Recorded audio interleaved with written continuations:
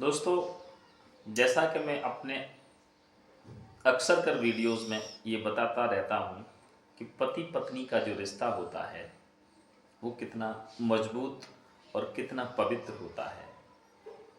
चाहे धर्म कौन सा भी हो, मज़हब चाहे कौन सा भी हो, और शहर, जिला, प्रदेश, स्टेट और देश चाहे कौन सा भी हो, लेकिन ये पति पत्नी का जो रिश्ता है, और ख़ास करके अदर कंट्रीज़ के बारे में तो नहीं कह सकता हूँ स्पष्ट बात, लेकिन मैं अपने देश भारत की बात कर रहा हूँ। अपने देश भारत में चाहे कौन सा भी मज़हब हो, बात यहाँ पर जैसे मैंने अभी आपसे कहा, तो कुछ जगह अमेरिका की बात करूँ, लंदन की बात करूँ, तो इस तरीके के बहुत सारे देश हैं जहाँ पर कॉन्ट्रैक्ट पर शादियाँ होती हैं। किसी से एग्रीमेंट 6 महीने का, 2 साल का, 10 साल का होता है, और जब एक दूसरे से मन भर जाता है तो तलाक ली, डाइवोर्स लिया, और डाइवोर्स लेने के बाद में दूसरी शादी कर ली। ये अदर कंट्रीज़ में तो हो सकता है, लेकिन हमारा देश भारत कितना पवित्र है, कितना सुंदर है। एक नहीं, हजारों इस तरीके के किस्से हैं। यूट्यूब चैनल पर देख लीजिए, सोशल मीडिया प्लेटफॉर्म पर देख लीजिए, बहुत सारी घटनाएं इस तरीके की हैं। हाँ, ये मानता हूँ कि तलाक पति पत्नी के हो जाते हैं, लेकिन हर जगह ऐसा नहीं होता है। अक्सर करके देखने में आया आया है, और जहाँ तक जो सर्वे की गई हैं उनके मुताबिक ज़्यादातर निकल करके यही आता है कि लास्ट में पति और पत्नी का जो रिश्ता है वो एक अडिग, मजबूत और जन्म जन्मांतर का रिश्ता बताया जाता है। दोस्तों, शिवानी और धर्मेंद्र की शादी बड़े हर्षोल्लास से होती है। शिवानी वहीं पर सरकारी टीचर थी, और धर्मेंद्र जो था एक कंपनी में क्लर्क था। दोनों में बहुत ही स्नेह था, दोनों एक दूसरे से बहुत प्यार करते थे, बेइंतहा मोहब्बत करते थे, और दोनों अपने परिवार से दूर एक शहर में, छोटे से शहर में रहते थे, जहाँ पर उन्होंने किस्तों पर एक छोटा मोटा मकान तक खरीद लिया था। दोस्तों, जिसकी ईएमआई मंथली उन्हें चुकानी पड़ती थी। इसी क्रम में जब दोनों बाहर रह रहे हैं तो उनके क्रमशः 3-3 साल के अंतराल पर 2 बच्चे पैदा होते हैं। एक का नाम आयुष और एक का नाम पीयूष होता है। आयुष और पीयूष धीरे धीरे बड़े होते हैं, समय पंख लगा के उड़ रहा था। दोनों पति पत्नी में बहुत ज़्यादा प्रेम था, बहुत ज़्यादा मोहब्बत थी, और अब वो दिन आ जाता है कि दोनों बच्चों का स्कूल में एडमिशन करा दिया जाता है। एक ही स्कूल में दोनों बच्चे जाते हैं पढ़ने, और एक क्लास का गैप होता है। दोस्तों, बड़े प्यारे से नन्हे मुन्ने बच्चे थे। पति पत्नी देख करके बहुत खुश होते थे अपने बच्चों को, और उनकी पर्सनल लाइफ जो थी बहुत अच्छे से चल रही थी। दोस्तों, वक्त किस पर मेहरबान हो जाए और किस पर किसको नीचे दे, धकेल दे, ये कुछ नहीं कहा जा सकता है।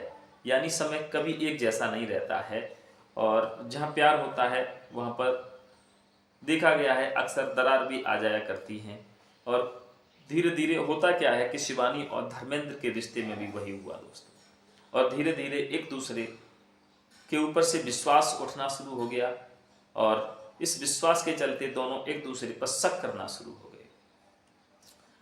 शिवांगी को ऐसा लगता है कि धर्मेंद्र का अफेयर किसी दूसरी महिला के साथ चल रहा है, और वहीं पर धर्मेंद्र को भी यही लगता है। चूँकि शिवांगी जो है अपने चिड़चिड़ेपन के स्वभाव की वजह से धर्मेंद्र से अब ठीक से बात नहीं कर रही है कुछ समय से, तो धर्मेंद्र को भी कहीं अपनी लाइफ में ऐसा ही लग रहा है कि हो सकता है शिवांगी का रिश्ता भी, शिवांगी का अफेयर, शिवांगी का चक्कर कहीं दूसरी जगह चलना शुरू हो गया है।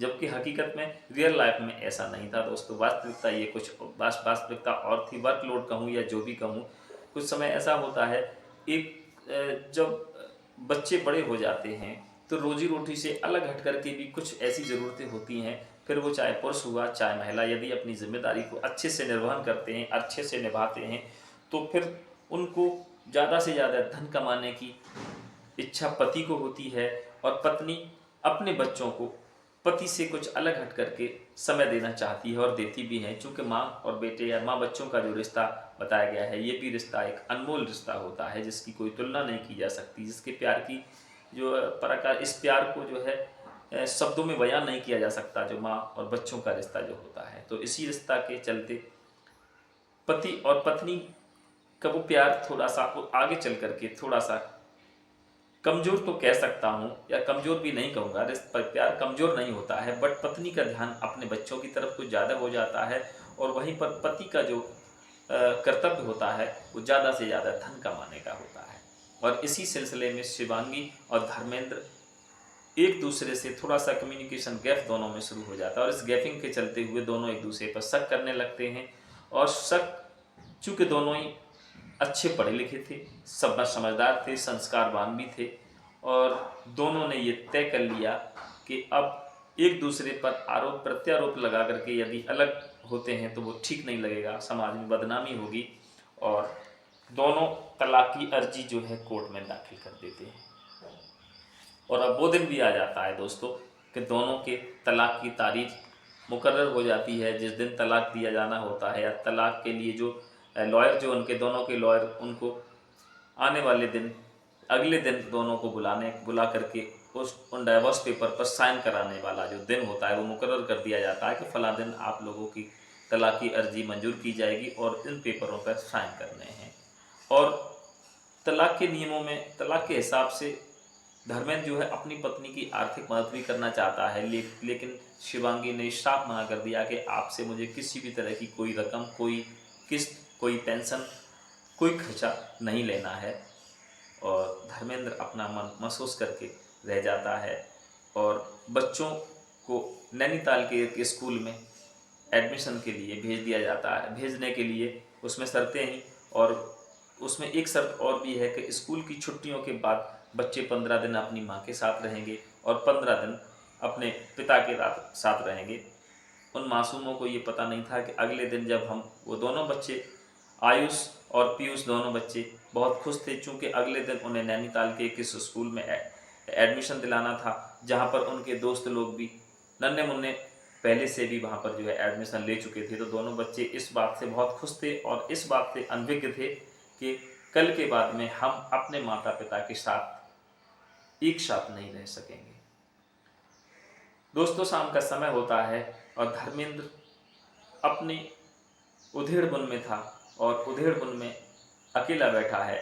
उसको शायद शिवांगी वहाँ पर नहीं दिख रही है। शिवांगी हो सकता है नीचे के रूम में अपनी पैकिंग में लगी हुई है, या जो जो अपनी आवश्यक चीज़ें हैं उनको पैक करके जो है अगले दिन की तैयारियों में, उसको ऐसा प्रतीत होता है। और वहाँ पर धर्मेंद्र जो है अपनी गुजरे हुए दिनों को याद करके अपने गुजरे हुए समय में खो जाता है। उन घर की दीवारों को, घर में रखे हुए फर्नीचर या सामान को देखता है बार बार, और उसको अपना गुजरा हुआ समय याद आ जाता है। और वहाँ पर उसको ऐसा लग रहा होता है कि ये दीवारें, कहते हैं दीवारों के कान नहीं होते हैं, दीवारों की जुबान नहीं होती है, लेकिन दोस्तों उस घर की जो मेहनत करके दोनों पति पत्नी उस घर की ईएमआई चुका रहे थे, उस घर की दीवारें धर्मेंद्र को चिल्ला चिल्ला करके गुजरे हुए समय की याद लगाती हैं। किस तरीके से पति पत्नी दोनों इस छत के नीचे रहते थे, दोनों बच्चों की किलकारियाँ आंगन में जब गूंजती थी तो कितना सुंदर वातावरण होता था। और ऐसा सोच करके धर्मेंद्र पूरे घर के चक्कर लगाता है, पूरे घर के कोने कोने में जाता है। अब उसके दिमाग में पश्चाताप के आंसू उसकी आंखों पर साफ दिख रहे थे। दोस्तों, उसको शिवांगी जब कहीं नहीं दिखती है तो घर से बाहर बना हुआ जो लॉन होता है, जो बगीचा होता है, उधर निकल जाता है। सर्दी का मौसम चल रहा था, और जैसे ही वो बगीचा से आगे निकल करके जाता है तो उसको अपने गुजरे हुए समय से एक दिन वो याद आ जाता है जब शिवांगी उस लॉन में बैठी हुई थी, और ठंडी से बचने के लिए उसके पास मात्र एक जो है दुपट्टा, छोटा सा पतला सा दुपट्टा ओढ़े हुई थी। कोहरा पड़ रहा था, और वहीं धर्मेंद्र ओवरकोट पहना हुआ था।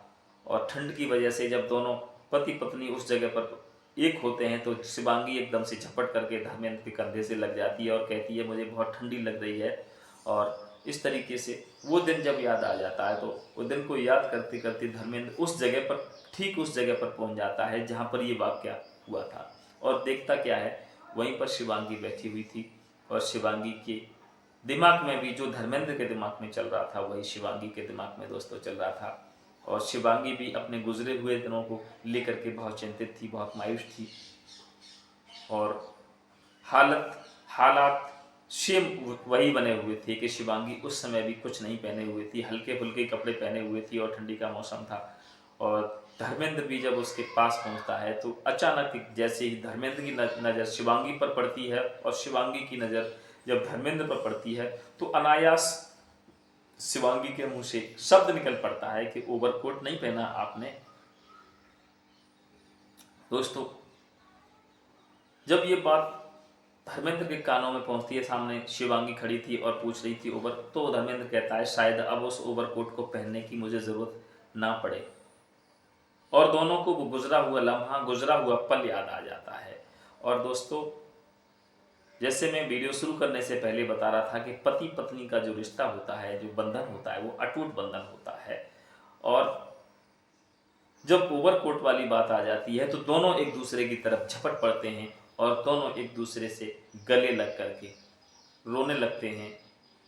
और रोने के बाद में बहुत जल्दी दोनों अपने आप को संभाल लेते हैं, एक दूसरे को संभाल करके और घर की तरफ दौड़ पड़ते हैं उसी समय दोस्तों।